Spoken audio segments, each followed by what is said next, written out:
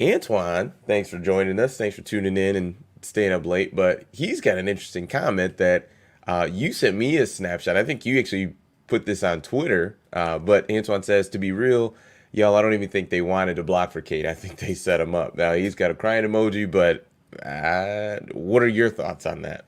Look, I'm not going to, be a conspiracy theorist. I know that I had a semblance of that thought uh, during a couple of Cade's um, opportunities with the offense out there, where it's like it was very, very odd. And I saw a lot of people a couple people agreed with me.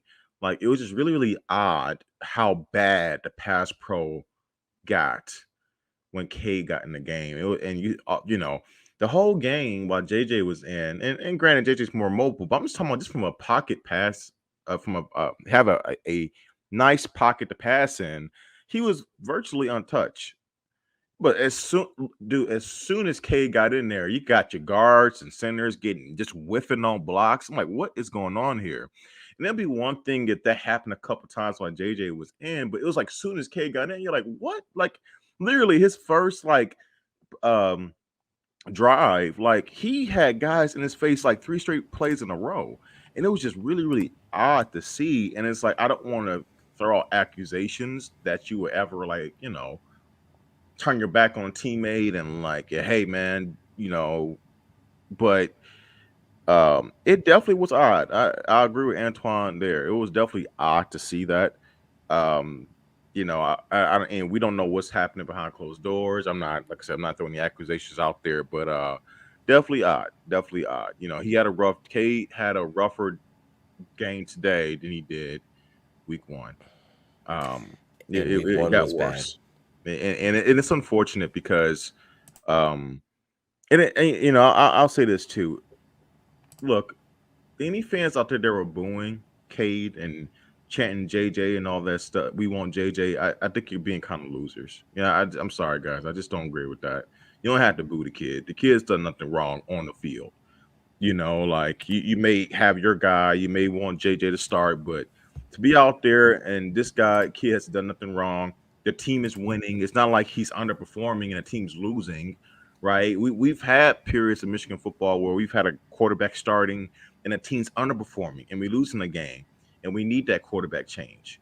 Okay, then I get the frustration and voicing it, but when the team's doing well and JJ starting, he's already in. He just got subbed out for a drive.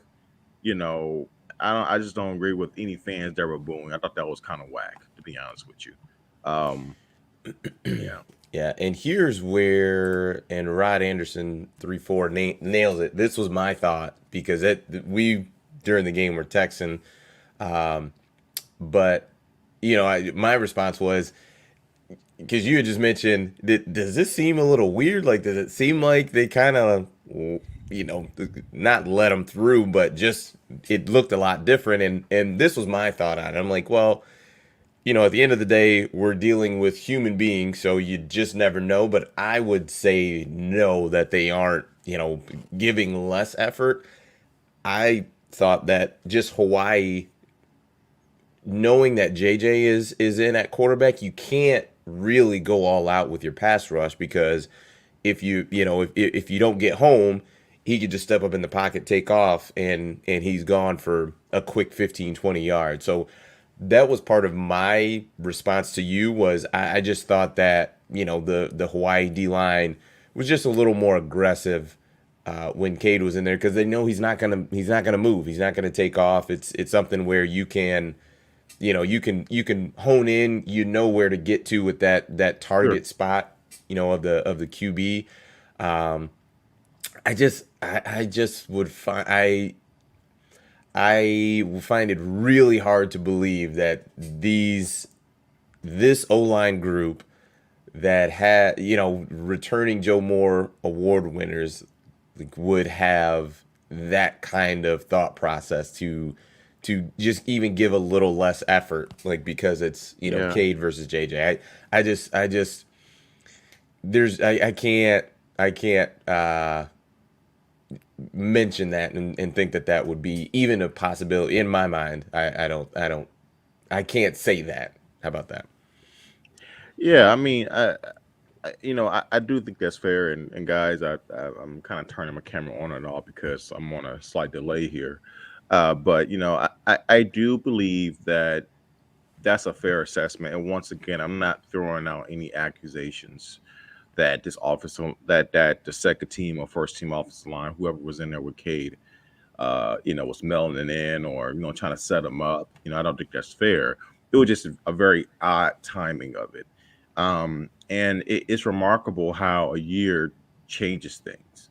Because look, even though JJ was in a mix of playing last year, it was Cade's job. Um, you didn't see Cade like this. He looks like a totally different guy. He doesn't. His confidence seems to be and look, you can say what you want about his abilities. Look, we know he's limited in terms of his mobility in comparison to JJ. He's not a statue. I've seen him run. He's not a total statue, but he's not nearly as mobile as JJ. He doesn't have the arm JJ has, but he looks like a totally different guy. And I think the pressure, I think the noise has gotten to him. Um, and it's unfortunate. I just think that from also a fan perspective, the kid deserves respect. He does. And you can have your guy, but like I said, he's been voted team captain for a reason. I think he's been well respected in that locker room. So look, I think it's very evident now that the JJ McCarty era is now here, and we're going to see where it takes us. But in terms of where this leads Cade, look, at the end of the day, this is his last time. We've seen the last time him ever starting for Michigan. He helped lead us to a Big Ten title, our first one on almost 20 years or over 20 years. Well, no, almost 20 years. I think it was 18 years. So he deserves respect. He deserves to go down in Michigan history, being a key part of that. And but it was definitely fun, man. I mean, I thought it was interesting how they came out and they were aggressive. They let JJ grip it and rip it, which is what we wanted to see.